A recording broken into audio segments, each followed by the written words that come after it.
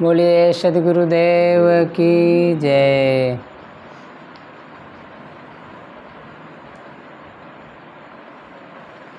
परम पूज्य गुरुदेव जी, अर्चनीय वंदनीय संत समाज, साध्वी बहनें,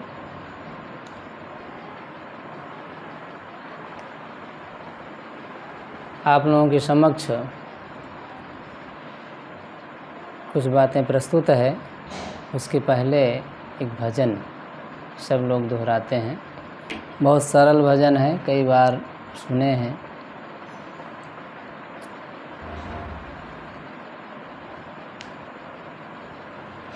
तीन बार भोजन भजन एक बार, इसमें भी आते हैं उलझने हजार। तीन बार भोजन भजन एक बार, इसमें भी आते हैं उलझने हार। तीन बार भोजन भजन एक बार, इसमें भी आते हैं उलझने हजार। तीन बार भोजन भजन एक बार, इसमें भी आते हैं। मन ने कहा मैं मंदिर में जाऊं, मन ने कहा मैं मंदिर में जाऊं, मन ने कहा मैं मंदिर में जाऊं, मन ने कहा मैं मंदिर में जाऊं, मंदिर में जाऊं भाई मंदिर में जाऊं, मंदिर में जाऊं भाई मंदिर में जाऊं। जाते जाते मंदिर के लग गया किवाड़, जाते जाते मंदिर के लग गया किवाड़, इसमें भी आते हैं उलझने हजार, इसमें भी आते हैं हार। तीन बार भोजन भजन एक बार, इसमें भी आते हैं उलझने हजार। तीन बार भोजन भजन एक बार, इसमें भी आते हैं उलझने हजार। मन ने कहा मैं सत्संग में जाऊं, मन ने कहा सत्संग में जाऊं, मन ने कहा मैं सत्संग में जाऊं, मन ने कहा मैं सत्संग में जाऊं। सुनते सुनते नींद आ गई है बेकार, इसमें भी आते हैं उलझने हजार। सुनते सुनते नींद आ गई है बेकार, इसमें भी आते हैं उलझने हार। तीन बार भोजन भजन एक बार, इसमें भी आते हैं उलझने हजार। मन ने कहा मैं गंगा नहाऊं, मन ने कहा मैं गंगा, मन ने कहा मैं गंगा नहाऊं, मन ने कहा जाते जाते रास्ते में लग गया बुखार, जाते जाते रास्ते में लग गया बुखार, इसमें भी आते हैं उलझने हजार, इसमें भी आती है उलझने हजार। तीन बार भोजन भजन एक बार, इसमें भी आते हैं उलझन।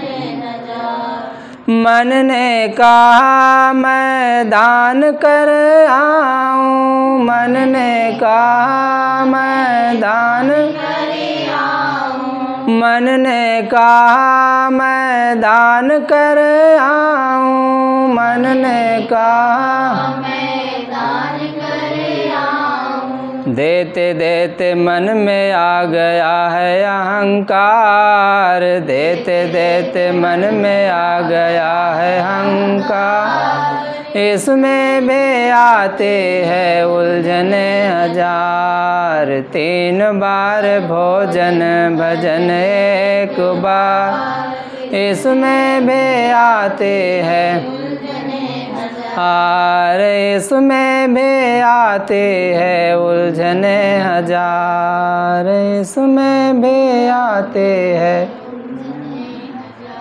बोलिए सद्गुरुदेव की जय। ये बहुत सरल भजन है, किसी कवि ने सुंदर भजन गाया है। खास बात इसमें बताई गई कि भजन में बहुत बाधा है। गंगा नहाना एक उदाहरण है मानो, और मंदिर में जाना भी उदाहरण है। कई बार होता है कि मन के चलते तन चले जाते सर्वस जाए। सद्गुरु कबीर साहब कहते हैं कि मन के चलाए तन चले जाते सर्वस जाए। ये मन के चलाए ही ये जीव चलता है, गुलाम हो गया एक प्रकार से, इसलिए हर तरह का दुख सहना पड़ता है उसे। तब मन में बात आती है कि मंदिर जाएंगे, तो धीरे से कहता है मन फिर कि ठीक है चलेंगे। करते करते हड़बड़ाया तो जाने के लिए, लेकिन जाते जाते मंदिर ही बंद हो जाता है, भगवान के दर्शन ही नहीं हो पाते। ऐसे सत्संग में जाता है और वहाँ सुनता है, सुनते सुनते नींद ही आ जाती है, तो जो भजन की बात होती है वो गायब हो जाती है। और गंगा मानो नहाने गया, तब जाते जाते बुखार ही आ गया। दान देता रहा, देते देते मन में घमंड आ गया कि भाई मुझसे बड़ा दानी कौन हो सकता है। अब एक दानी पहुंचा संत के पास, एक सोने का टेबल दान किया, और देने के बाद कहता है कि महाराज कभी कोई ऐसा दिया है? तो महाराज कहें भाई इसको तो बड़ा घमंड है, ये टेबल क्या दे दिया, एक उलाहना भी दे दिया साथ में। तो 1 रुपये जेब से निकाले, कहें उसी टेबल के ऊपर रख करके सेठ को कहते हैं कि लो इसे मैं आपको दान देता हूँ। भाई तुमने सोना ही दिया था, मैं उसमें 1 रुपया और चढ़ा दिया ज़्यादा हो गया, सोना से ज़्यादा हो गया, तो आप इसे वापस ले जाइए, मुझे ज़रूरत नहीं इसकी। साधु आदमी मैं क्या करूँगा, यार झंझट है ये मेरे लिए। तो ये दान भी घमंड का कारण बन जाता है, सेवा भी घमंड का कारण बन जाता है। जहाँ घमंड है वहीं तो दुख है, वहीं तो पीड़ा है। और उसके लिए सद्गुरु कबीर साहब साखी में कहते हैं, सोना सज्जन साधु जन टूट जुरे 100 बार, कुजन कुंभ कुम्हार का एक धक्का दरार। बड़े सरल शब्दों में, अनुप्रास अलंकार में साहब इसमें बात कहते हैं कि सोना सज्जन साधुजन, संतों को जो उदाहरण दिया गया वो सोना से सरल स्वभाव के होते हैं, सोने जैसा होते हैं। जैसे सोना कई बार टूट करके फिर जुड़ जाता है, वो अलग अलग नहीं होता है, कई बार उसे बनाया जा सकता है, बिगाड़ा जा सकता है। ऐसे सज्जन के मन में कभी कोई बात आ जाती है तो फिर वो तुरंत उसे हटा देते हैं, साफ कर देते हैं। क्या उसमें है आखिर, गांठ बना करके जीना कोई लाभकारी? गन्ना में आप देखे होंगे बहुत मीठा है, दुनिया में गन्ना से ही शायद सारी मिठाई बनती होगी, इतना मीठा है। लेकिन आप देखे होंगे जहाँ वहाँ गांठ होती है वहाँ रसहीन होता है, अथवा मिठास नहीं होती, फीकापन होता है। ऐसे गांठ जहाँ होगा वहाँ सड़न होती, दर्द होता, पीड़ा होती, इसलिए गांठ मन में बनाना ही नहीं। सरल बन करके जब हम रहते हैं, ऐसा नहीं कि हमारे मुख से किसी की शिकायत नहीं निकलती, कहीं ना कहीं निकल जाती है, लेकिन शिकायत के भाव से अगर वो नहीं है तो शिकायत नहीं माना जाता। उसके लिए सद्गुरु कबीर साहब ने भी छूट दिया है कि निंदक को निंदा कहे सो तो निंदा ना है। अगर निंदा किसी की निकल रही है, अगर उसमें भावना सही है तो निंदा नहीं मानी जाती। कई बार माता पिता क्रोध करते हैं बच्चों के लिए, तो क्या वो दुश्मनी बस क्रोध करते हैं क्या?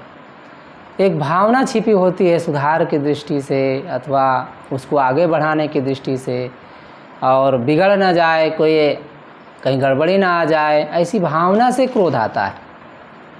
कोई उसके द्वेष बस या ईर्ष्या बस क्रोध नहीं आता है, अच्छी भावना होती है अंदर, तो क्रोध नहीं माना जाता है। कई बार संत गुरुजन भी इस पर कई बार ज़ोर से डांट देते हैं, तो इसका मतलब कोई द्वेष थोड़ी है, अच्छी भावना होती है।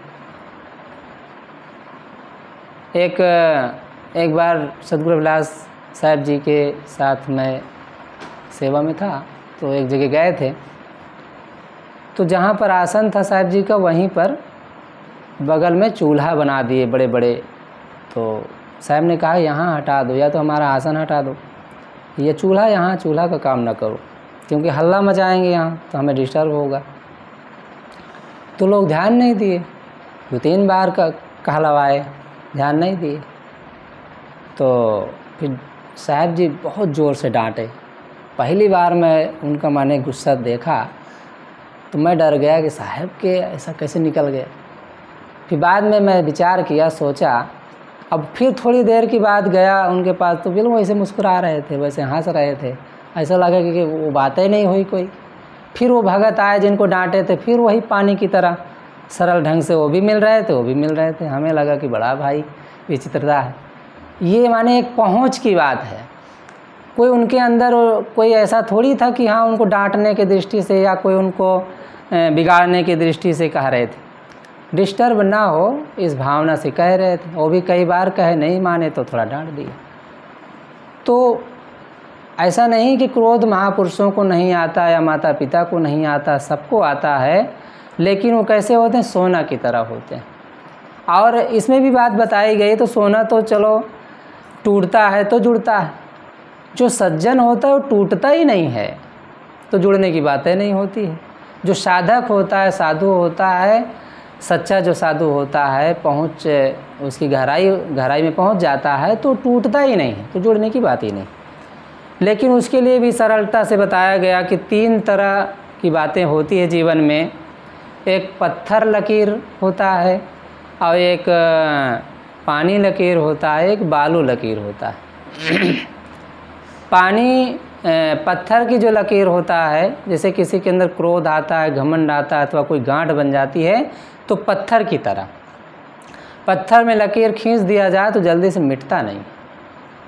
तो संत गुरुजन कहते हैं कि पत्थर वाला लकीर कभी नहीं बनना चाहिए, क्योंकि अगर वो खींचा खींच गया, लकीर बन गया, तो मिटाए नहीं मिटेगा, तो उसका जो परिणाम है, क्योंकि वो लकीर तो हमारे पास ही रहेगा, हमारे मन में ही रहेगा, बार बार हमें ही पीड़ा देगा, इसलिए उसे मिटाने का प्रयास करना चाहिए। तो कौन वाला होना चाहिए? बालू वाला होना चाहिए, क्योंकि बालू वाला थोड़ी देर में हवा इधर उधर चलता है तो मिट जाता है। ऐसे ही थोड़ी देर के बाद बाहर वातावरण में चले जाओ, बाहर चले जाओ, इधर उधर थोड़ा हट जाओ, वहाँ से उस वातावरण से थोड़ा दूर हो जाओ, तो वो जो मन में अहंकार आया अथवा क्रोध आया, विकार आया, तो वो हट जाता है, साफ हो जाता है। और पानी वाला लकीर बनना चाहिए कि भाई इधर खींचो, इधर मिट जाता है। लेकिन साहब सरल ढंग से कहते हैं कि अगर पानी वाला न बन पाओ तो बालू वाला तक ही रहना चाहिए, पत्थर वाला तो कभी नहीं बनना चाहिए, क्योंकि पत्थर वाला महादुखदाई है, बालू वाला तो थोड़ी देर में मिट जाता है, पानी वाला और बढ़िया है, उतनी दूर पहुंच हो जाए तब तो फिर बहुत ऊंची बात हो गई। इतना ऊंचा बनने का प्रयास करना चाहिए। तो सोना सज्जन साधु जन टूट जुरे 100 बार, कुजन कुंभ कुम्हार का एक धक्का दरार। साहब कुम्हार से उदाहरण, कुम्हार के घड़ा से उदाहरण देते हैं कि घड़ा एक बार फूटा कि दोबारा जुड़ने वाला नहीं है। इसी प्रकार जो माने गलत लोग हैं अथवा जिनके अंदर गांठें हैं, जैसे अहंकार है या विकार है या कोई ऐसी गंदगी है या द्वेष भावना में जीते हैं, ईर्ष्यालु लोग हैं, ऐसे लोगों के अंदर गांठ जल्दी मिटती नहीं। कई बार देखा जाता है कि अपने बच्चों को भी वो सिखा जाते हैं कि फलाने हमारा दुश्मन है, उसके डेहरी में कभी जाना नहीं, उसके यहाँ कोई खाना नहीं, कोई न्योता हकारी नहीं करना, माने ये सारी बातें उसको पढ़ा जाते हैं।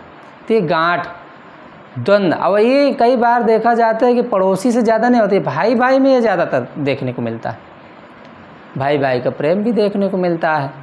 तो दुनिया में दोनों बातें होती है।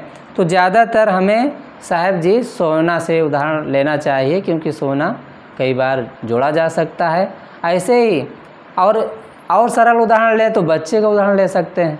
कई बार बच्चों के चक्कर में माता पिता लाठी उठा लेते हैं एक दूसरे से, लेकिन दूसरे क्षण देखा जाता है कि वही बच्चे फिर वैसे खेलते हैं।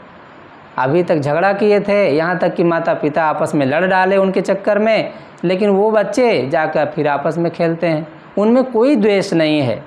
इसलिए तरुण सागर महाराज जैनी संत हैं, उनके प्रवचन में मैं सुना, उन्होंने कहा कि लड़ लेना, झगड़ लेना, पिट जाना, पीट देना, किंतु बोल चाल मत बंद करना, क्योंकि बोल चाल बंद कर देने से सुलह के सारे दरवाजे बंद हो जाते हैं। आप बोल चाल बंद कर दिए, अब बोल चाल बंद कर दिए तो समाधान होने की बातें ख़त्म हो गई।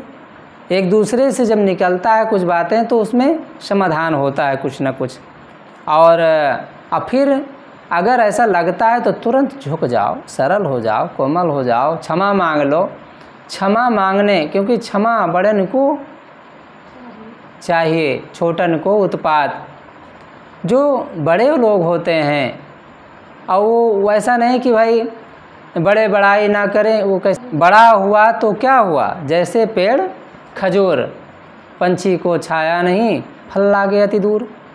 भाई बड़ा किस काम का है, जब उसमें न किसी पंछी को फल खाने को मिलता है, न उसी की छाया काम में आती है, तो किस काम की बड़ाई।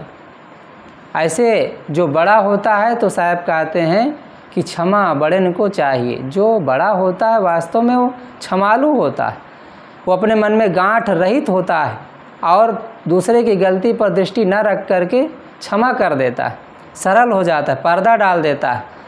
और कभी कहता भी है तो अकेले में बुला करके। कई बार सदगुरु रविदास साहब को हम देखें कि जैसे अब 2-4 दिन नहीं मिला कोई साधक तो उसके आसन पर खुद पहुंच जाते थे कि क्या बात है बच्चा, आया नहीं कई दिन से, और मिलते थे। और फिर कभी कोई उसकी शिकायत कोई किया होगा तो सबके सामने नहीं कहे, अकेले में बुला करके बड़े प्यार से ऐसा समझाते थे कि मानो वो फिर दोबारा कोई गलती करने की बातें ख़त्म हो जाती, क्योंकि उनका ऐसा प्यार होता था, ऐसा स्नेह होता था, समझाने का ऐसा ढंग होता था कि वो लोगों के दिल में बिल्कुल चुभ जाती थी और अपने जीवन को बदलने के लिए वो मजबूर हो जाता था। और उनका ऐसा कुछ आकर्षण था, चुंबकीय शक्ति उनमें थी कि लोग चिपक जाते थे और फिर जल्दी हटने का मन नहीं करते थे। कोई अन्य संप्रदाय के लोग भी कई बार काला वाले, पीला वाले, नागा या कई तरह के लोग, गंजेड़ी तक भी आए उनके पास, और मूर्ति पूजक लोग भी आए, वो भी संतुष्ट होकर के उनके पास से गए। ऐसा किसी को नहीं लगा कि हमारे ये पंथ को खंडन करते हैं या ये इनका पंथ ठीक नहीं है, कभी कोई एहसास नहीं किया, क्योंकि ऐसी उनकी भाषा होती थी, ऐसा उनका समन्वय वाले शब्द होते थे कि एक दूसरे के लिए माने कहना चाहिए कि दिल में वो बात समा जाती थी, चुभ जाती थी, और उनकी बातों को स्वीकारने के लिए वो मजबूर हो जाते थे। तो हमें संत गुरुजनों से ये सीख लेना चाहिए, क्योंकि सीख ही के लिए तो हम साधक बनते हैं, भक्त बनते हैं और संत गुरुजनों के पास जाते हैं, उनकी सत्संग करते हैं। और संगत का ऐसा कुछ है कि संगत कीजिए साधु की हरे और की व्याधि, ओछी संगत क्रूर की आठों पहर उपाधि। अगर हम क्रूर की संगत में होते हैं, और 2 ही संग होता है हमारा, या अच्छा या बुरा, है ना, 2 ही संग होगा, या तो हम पाप में होते हैं या तो पुण्य में होते हैं, 2 ही धारा दुनिया में है। अब किस धारा में हमें बहना है वो हमारे ऊपर होता है, और ये हमारे साथ जीवन में हर समय रहता है। कई बार मन में ऐसी ऐसी बातें, ऐसा ऐसा चिंतन चलने लगता है कि ऐसा लगता है कहाँ से बातें आ रही है, अच्छी अच्छी बड़ी अच्छी अच्छी बातें आती है। और हालांकि उस बात को हम बाद में ख्याल करें तो नहीं ख्याल आता है, लेकिन जब उस चिंतन में डूबे रहो कुछ देर तो बहुत आनंद आता है। लेकिन कभी कभी ऐसी कुछ बातें विचित्रता वाली आती है कि बड़ा अजीब लगता है कि ये कहाँ से बातें आ गई। क्योंकि मन अनादिकाल के जगत में पायो अनेक शरीर, मिटा न दुख क्यों आज तक करो विचार फकीर। अनादिकाल के जगत में न जाने कितने शरीर पाए और सबका संस्कार अंदर भरा हुआ है। जैसे मेमोरी छोटी सी होती है लेकिन पूरी दुनिया उसमें समा जाती है, छोटी सी मेमोरी में पूरी दुनिया समाई होती है। मोबाइल छोटा ही तो है लेकिन क्या क्या उसमें भरा हुआ है। तो ऐसे ये जीवन है, इसमें सब कुछ भरा हुआ है। अब किस चीज़ का हम ज़्यादा प्रयोग करते हैं, क्योंकि जिसका प्रयोग ज़्यादा करते हैं वही सामने आता है। अगर हम पुण्य का प्रयोग करते हैं, अंदर सज्जनता का प्रयोग करते हैं, दया धर्म का प्रयोग करते हैं, तो वो सामने बार बार आएगा और वही करने के लिए प्रेरणा भी देगा। अगर हम इधर उधर नकारात्मकता में हर समय लगे रहेंगे तो उधर फिर वो प्रेरणा देगा, उधर बार बार वो बात आएगी। जैसे मोबाइल में ही कई बार हम नाटक देख लिए तो उसी नाटक से संबंधित कई बातें उसके पीछे पीछे लगी रहती हैं। अगर उसको बार बार देखने लग गए तो फिर वही वही वही है ना, वही दिखता है। और अगर उसमें हम प्रवचन सुने तो उसी से संबंधित कई प्रवचन पीछे पीछे आते रहते हैं। तो मोबाइल ये एक प्रकार से हमारे जीवन का ही एक अंश है एक प्रकार से, क्योंकि यहीं से वो मोबाइल बना है। आप ये बात ध्यान दिए होंगे कई बार, जब किसी को गहरी दृष्टि से अथवा गहरे हृदय से याद आती है तो या तो उसका पत्र आ जाता था या तो उसका फ़ोन आ जाता है, माने कोई न कोई उधर से बात घटना में घट जाती है। तो ये सच्चे दिल का एक प्रकार से रूप है और शायद यही सी को मोबाइल के रूप में बना दिया गया कि भाई यहाँ से हम मन के द्वारा, क्योंकि कौन सा तार इसके लिए बिछा हुआ है, कहीं न कहीं तरंगों को ही पकड़ा गया। हाँ, सूक्ष्मदर्शी लोग या वैज्ञानिक लोग उसको समझे परखे और वो एक पिरो दिए मोबाइल में और उसका लाभ हम लोग ले रहे हैं। तो सोना सज्जन साधु जन टूट जुरे 100 बार, कुजन कुंभ कुम्हार का एक धक्का दरार। जो कुजन लोग हैं, गंदे लोग हैं, सत्संगी लोग नहीं हैं, शराबी हैं, नशेड़ी हैं, गंजेड़ी हैं अथवा संत गुरुजनों से दूर रहने वाले हैं, ऐसे लोगों का दिल दिमाग कब बदलता है, कब टूटता है, कुछ समझ में नहीं आता है। लेकिन जो सज्जन होते हैं वो सेवा भी करते हैं, सहते भी हैं। और कई बार देखा जाता है कि जो सीधे साधे होते हैं, सज्जन होते हैं, अच्छे होते हैं, उनको ज़्यादा कुछ कष्ट सहना पड़ता है। जैसे आप देखे होंगे जंगल में जो सीधा पेड़ होता है तो कोई काटने वाला जाता है तो अक्सर उसी को काटता है, टेढ़ा मेढ़ा कटीला बमूल को नहीं काटता है। और अगर काटेगा भी उसको तो केवल जलाने के लिए जलाया जाता है। लेकिन सीधा साधा जो होता है उसको काट करके, हाँ काटा जाता है तो उसी का लाभ भी तो है, कुर्सी बनेगा, टेबल बनेगा, तखत बनेगा, चौकी बनेगी, क्या क्या माने सिस्टम आइटम बनेगा, तो उसको फिर पूजा भी तो जाएगा, सम्मान भी तो होगा। भाई किस लकड़ी का है, चंदन का है कि सागवान का है कि किसका है, माने उसी ढंग से उसका सम्मान भी होता है। ऐसे ही सीधा साधा सताया ज़रूर जाता है, लेकिन अगर कोई विश्वास करता है तो उसी पर करता है। अगर आपका पड़ोसी कोई दुष्ट हो, कभी पैसा देने की बात आवे तो शायद उसको नहीं देंगे, लेकिन सीधे साधे को आप कई बार परेशान किए हैं, लेकिन कभी देने की बात आ जाए तो फट से दे देंगे कि ये हमारा पैसा मारेगा नहीं, क्योंकि जानते हैं आप कि ये मार ही नहीं पाएगा। इतना सीधा साधा आदमी है, जब मांगने तब दे देगा। क्योंकि सीधे साधा ज़रूर सामने बहुत नहीं बोलता है, लेकिन हमारा अगर उससे कोई जुड़ाव होता है तो उस पर कोई माने ऐसी बात नहीं आती है मन में कि इससे कोई खतरा है हमारा। लेकिन दुष्ट व्यक्ति से सबको अविश्वास बना रहेगा। एक दिन चर्चा चल रही थी आपस में कि प्रेम और विश्वास, जब आप विश्वास रखेंगे तो प्रेम बन जाएगा। कहीं विश्वास करते हैं तो प्रेम अपने आप बन जाता है, ये भी सच्चा है। लेकिन प्रेम बनेगा तभी विश्वास भी बनेगा, ये भी सच्चा है। आप किसी से प्रेम करते हैं तभी तो विश्वास कर पाएंगे, और प्रेम तब करेंगे जब आप उसको जानते होंगे, कहीं ना कहीं परिचित होंगे, कहीं ना कहीं से आपको उस पर थोड़ा से एहसास होगा कि हाँ इनको हम जानते हैं, तभी तो प्रेम कर पाएंगे। ऐसे तो सहजे प्रेम नहीं कर लेंगे। बिना खोज के आप कोई काम नहीं कर पाएंगे, बिना परखे।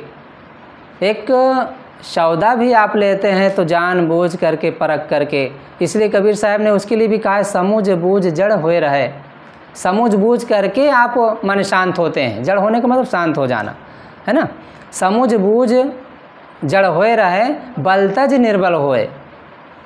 और आगे समूझ बूझ जड़ होए रहे, बलतज निर्बल होए, कहें कबीर त संत का पला न पकड़े कोई।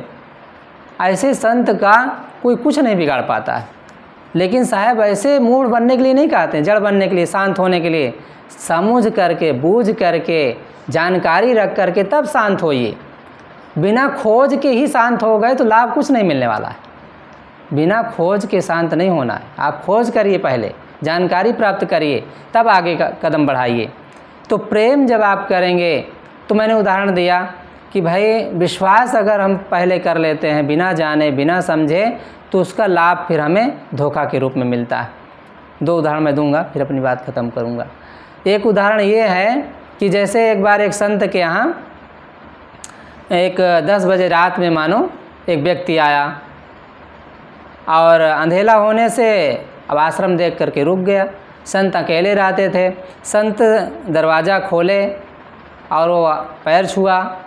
अब ऐसे लोग बड़ा विनम्र हो करके पैर छूते हैं ताकि विश्वास बढ़े। पैर छुआ और कहता है महाराज अब 10 बज गए हैं, कहाँ जाऊँ, मैं फलाने जगह से आया।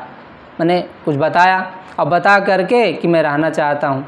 संत दयालु होते ही हैं, रहने के लिए व्यवस्था कर दिए। यहाँ तक कि उस समय भोजन बना के भी खिलाए उसको, और ठंडी का समय था, बढ़िया से उसको आसन बिस्तर दे दिए, रजाई दे दिए, गद्दा दे दिए, सब कुछ दे दिए, और अपना संत गए, सो गए, सोने चले गए। और वो बढ़िया से सोया रात भर। 3 बजे रात में उठा, रजाई गद्दा बांधा, लेके चला गया। ये विश्वास। क्यों विश्वास किए? दया बस विश्वास किए, मानवता बस विश्वास किए, साधुता की दृष्टि से विश्वास किए, लेकिन बिना जानकारी के विश्वास किए। कोई जानकारी नहीं थी, कोई परिचय नहीं था, कोई उसके बारे में कोई सुजनका नहीं थी, कौन व्यक्ति है, कहाँ का है, क्या नाम है, बिना जानकारी के विश्वास किए, तो उसका परिणाम थोड़ा सा धोखा हुआ। अगर उसी में थोड़ा जानकारी करके विश्वास करते तो ज़्यादा लाभ होता, अथवा थोड़ा ऐसे जगह आसन देते कि ऐसी गड़बड़ी ना होती। तो जानकारी, ऐसे एक संत है, ये उदाहरण हुआ कि माने विश्वास करो लेकिन जानकारी प्राप्त करके विश्वास करो। जहाँ पर आप विश्वास होगा वहाँ प्रेम जरूर होगा, और प्रेम जहाँ होगा वहाँ जानकारी जरूर होगी, तभी प्रेम बनेगा। तो एक संत थे, तो कहीं जा रहे थे। ये सदगुरु अपने निर्गुण साहिब जी सुनाए थे घटना। संत जा रहे थे तो उनके पास एक तांबे का बड़ा लोटा था, बढ़िया। पहले संत लोग लेके चलते थे कमंडल। तो स्टेशन पर बैठे थे, सुबह का समय था, कहीं जाना था उनको। पैदल का ज़माना था तो पैदल चलते थे, तो अपना बैठे थे कुर्सी पर। तो एक व्यक्ति देखा तो लोटा में लालच आ गया उसको। तो उसने कहा दौड़ करके पैर छुआ बढ़िया से, अपना पूरा सिर टेक दिया पैर में, और टेक करके कहता है महाराज फलाने जगह आपके प्रवचन सुने थे, इतना बढ़िया प्रवचन रहा आपका, क्या पूछना, आप बहुत अच्छा बोलते हैं, और आपकी जो वाणी है ऐसे लगता गंगा बहती है। इस ढंग से खूब कुछ पुला दिए। महाराज जी तो बिल्कुल फूल गए, और उनको लगा कि यार बड़ा अच्छा भगत मिल गया। तो महाराज कुछ खाएंगे, आप भूखे होंगे, सुबह का पहाड़ है, जलपान भी नहीं किए होंगे। तो कहा हाँ बच्चा कुछ मिल जाता तो खा लेते। तो कहा अच्छा अच्छा महाराज मैं तुरंत अभी जाता हूँ, देखो पकौड़ी बनवा के लाता हूँ। तो गए वहाँ पर, वही न बगल में पकौड़ी वाला बना रहा था। तो कहा महाराज जी पकौड़ी और 1 लोटा दूध भी लाना है। तो ये महाराज लोटा न दे दे तो तुम्हें दूध वाले लेके आ जाता। वो लोटा लिया और चला गया, और वहाँ पर पहले पकौड़ी ला के दे दिया, और फिर लोटा लेके दूध लेने चला गया। इधर पकौड़ी महाराज खा रहे थे कि अब दूध आ रहा है, अब खाते खाते बड़ी देर हो गई और लोटा लेके चला गया वो। अब बड़ी देर के बाद पता लगाए गए महाराज से वहाँ पर, कहें भाई लोटा लेके दूध एक आया था व्यक्ति, हमारा भक्त था वो, और लोटा लेके दूध लेने आया। तो कहाँ महाराज, और जौन पकौड़ी खाओ के पैसा दो। आखिर खाए पकौड़ी पैसा को दे? कहाँ? अरे भाई वो तो भगत हमको दे गया है। कहाँ भगत होगा? कुछ नहीं, वो लोटा लेके गया हो। ये है विश्वास ये है विश्वास, है ना। इसी के लिए एक संत ने बहुत बढ़िया साखी कही है, राग रंग में दुनिया रीजे, चटक मटक में नारी, अभाव भक्त में साधु रीजे, तीनों निपट अनारी। सदगुरु अभिलाष साहब ने कहा कि राग रंग में दुनिया रीझी है, माने ये चाहिए वो चाहिए, वहाँ जाना है वो उसमें रीझी है। और चटक मटक में नारी, उसको कुछ फैशन वाली चीज़, कपड़ा वाली चीज़, गहना गुड़िया वाली चीज़ मिल जाए तो उसमें उलझ जाती है। और साधु को बस ऐसे पुलाए दे, बढ़िया प्रवचन करा तो महाराज बस वो लोटा वोटा सब देख तैयार हो जाते। तो ये तमाशा। तो उसी के लिए सदगुरु अभिलाष साहब कहते हैं कि ये तीनों अनाड़ी का काम मानो करते हैं। अगर बेसमझ का काम करते हैं, बिना समझे बिना जाने आप उसमें रीझ जाते हैं, तो इसलिए तो कहा गया कि भाई अनुकूलता में फूलना भी नहीं चाहिए और प्रतिकूलता में पचकना भी नहीं चाहिए। सहज रहो, उतने हंसो जो जीवन भर चलता रहे। जैसे व्यायाम के लिए भी कहा जाता है उतना ही व्यायाम करो ताकि वो पूरा जीवन हम उसको निपटा सकें। अब इतना कर लो कि 4 दिन थके थके लेटो तो कोई मतलब नहीं, या इतना खा लो कि 2 दिन के लिए रोके पड़ जाए गाड़ी तो क्या फ़ायदा है। अरे उतने का तो सोना सज्जन साधु जन टूट जुरे 100 बार, कुजन कुंभ कुम्हार का एक धक्का दरार। तो साहब बहुत बढ़िया सतगुरु कबीर साहब की साखी है कि हमें सोना की तरह अपने जीवन में एक लाना चाहिए ताकि गांठ न बने। और गांठ क्या माने, टूटना ही नहीं है तो जुड़ने की बातें ख़त्म। साधु का काम है कि उसके अंदर टूटन आए ही ना, गांठ आए ही ना। अब आए तो तुरंत उसको धोए, साफ करे, क्योंकि यही करने के लिए वो आया है। संत गुरुजनों के पास भक्ति या सत्संग या ज्ञान की जो चर्चा होती है या उनके पास रहने के लिए आया जाता है, तो कहीं ना कहीं इसीलिए आया जाता है कि हमारे अंदर का जो द्वेष है, अहंकार है, विकार है, बिल्कुल साफ हो जाए, है ना। तो यहीं पर अपनी वाणी को विराम देते हैं। मैं आप लोगों के समक्ष एक भजन और कुछ बातें रखने का प्रयास किया। बोलिए सद्गुरुदेव की जय। साहिब बंदी साहिब।